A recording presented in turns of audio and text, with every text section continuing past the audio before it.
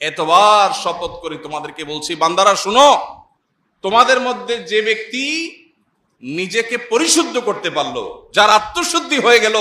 এই ব্যক্তি শেষ হাসি হেসে ফেললো, জান্নাতি হয়ে গেল, সাকসেস হয়ে গেল। ওয়াকাদ খাবা মান দাসাহা, আর যার নিজের আত্মাকে পরিশুদ্ধ করতে পারলো না, যার তাজকিয়া হলো না, যার পরিশুদ্ধি হলো না, যে অপবিত্র থেকে গেল, যার ভিতরে অহংকার আছে, দুনিয়ার মোহ আছে, যার ভিতরে হিংসা আছে, বিদ্বেষ আছে, অন্যের প্রতি শত্রুতা আছে, অন্তরের রোগে ভরা, তার অন্তর কলুষযুক্ত, তার দেহ হয়তো অনেক সুন্দর, সে হয়তো নামাজে পড়ে, সে হয়তো বাহ্যিকভাবে দাঁড়িয়ে রাখে, কিন্তু তার আত্মা যদি অপবিত্র হয়, আত্মা যদি পরিচ্ছন্ন না হয়, তার মনটা যদি নোংরা হয়, তার মনের ভিতরে যদি হারাম থাকে, তার ভিতরে বাতিনি গুনাহ যদি থাকে, তাহলে সে ক্ষতিগ্রস্ত, সে জাহান্নামী। এই কথা বলার জন্য আল্লাহ 11 বার টানা বিরতিহীন শপথ করেছে।